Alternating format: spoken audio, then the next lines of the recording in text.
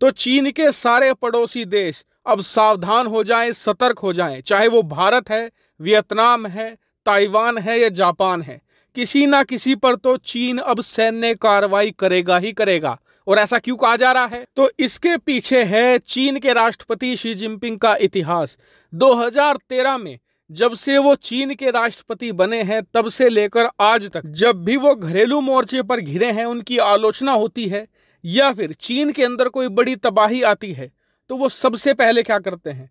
उससे ध्यान भटकाने के लिए अपने किसी पड़ोसी देश पर हल्ला बोल देते हैं। उदाहरण के लिए 2015 में उन्होंने चीन के अंदर भ्रष्टाचार कैंपेन चलाया था, जिसकी आड़ में उन्होंने चीन के बड़े राजनेताओं का और बड़े बड़े लोगों का रातों रात सफाया करना शुरू कर दिया। लेकिन 2016 आते आते चीन के राष्ट्रपति का उनकी ही पार्टी यानी कम्युनिस्ट पार्टी में विरोध शुरू हो गया और पार्टी के अंदर ही अलग अलग धड़े बनने शुरू हो गए शी जिनपिंग के खिलाफ। तो उन्होंने क्या किया? उन्होंने भारत के खिलाफ डोकलाम का विवाद छेड़ दिया। उससे हुआ क्या? पूरे चीन का ध्यान शी जिनपिंग से हटकर भारत की तरफ चला गया और उसकी आड़ में शी जिनपिंग ने अपने सारे काले कारनामे छुपा दिए। ऐसा ही फिर गलवान घाटी की हिंसा में भी हुआ, ऐसा ही फिर ताइवान के साथ विवाद में हुआ, फिर जापान के साथ सेनकाकू आइलैंड का विवाद भी इसी कारण हुआ था।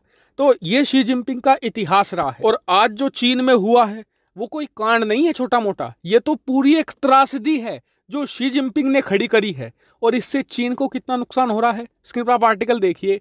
चीन की एक कंपनी आईपीओ लाने वाली थी करीबन 9 अरब डॉलर का, लेकिन इसे रद्द कर दिया गया है। क्यों? क्योंकि अब पूरे चीन के अंदर कोरोना वायरस बुरी तरीके से फैल चुका है। चीन का अब कोई ऐसा राज्य नहीं बचा जहां पर कोरोना वायरस का कम्युनिटी स्प्रेड स्टार्ट ना हो गया हो। और चीनी जनता अब फ्रस्ट्रेट हो चुकी है, गुस्से में है, क्योंकि वो ये कह रहे हैं कि पिछले 1 साल से शी जिनपिंग ने बहुत ही कठोर कदम उठाए हैं कोरोना वायरस के लिए। किसी शहर में अगर एक केस भी आ जाता था ना, तो पूरा का पूरा शहर महीनों के लिए लॉकडाउन में डाल देते थे, लोगों को घर से बाहर नहीं निकलने देते थे। और अगर कोरोना वायरस का कोई मरीज पा गया तो उसे हॉस्पिटल बाद में ले जाते थे। पहले उसके गले में एक तख्ती लटकाकर उसके मोहल्ले, उसके गली में उसे घुमाते थे, उसका जुलूस निकालते थे, उसे शर्मिंदा किया जाता था और फिर उसके बाद बड़े बड़े लोहे के बक्सों में उन्हें बंद कर दिया जाता था। ये हकीकत थी चीन की। लेकिन ये सारे के सारे इंतजाम और चीनी जनता की जो पूरी संघर्ष थी वो सब बेकार चली गई है, क्योंकि अब कोरोना वायरस चीन में गोली की रफ्तार से फैल रहा है। और कई एक्सपर्ट ये कह रहे हैं कि जो कोरोना वायरस का ओमिक्रॉन वेरिएंट है ना, उसने चीन को ओवरपावर कर दिया है, पूरा सिस्टम कोलैप्स करवा दिया है। वहीं शी जिनपिंग अब भी बाज नहीं आ रहे हैं। उन्होंने कोरोना वायरस के रिस्ट्रिक्शन और ज्यादा कठोर कर दिए हैं।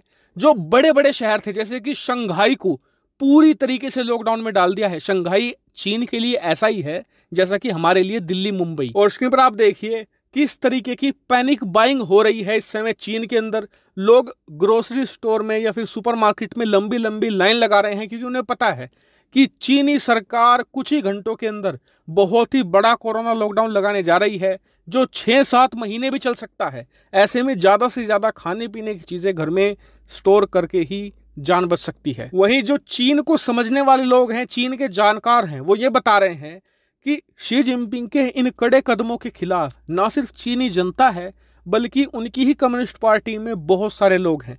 ऐसे में इससे ध्यान भटकाने के लिए शी जिनपिंग एक बार फिर से पुराना पैंतरा आजमा सकते हैं। भारत, जापान या फिर ताइवान में से किसी एक के खिलाफ किसी भी प्रकार की सैन्य कार्रवाई कर सकते हैं, जिससे कि पूरा ध्यान कोरोना वायरस से हटकर चीनी लोगों का विवाद पर चला जाए और शी जिनपिंग अपने काले चिट्ठे फिर छुपा ले जाएं। हालांकि चीन के इस पूरे अंदरूनी खेल पर मैं पूरी नजर बनाए हुए हूं। जैसे ही चीन के अंदर से कोई बड़ी खबर आएगी, मैं तुरंत आपको वीडियो बनाकर सूचित कर दूंगा। आपका इसके बारे में क्या मानना है, कमेंट करके जरूर बताइएगा। Thank you very much for watching video.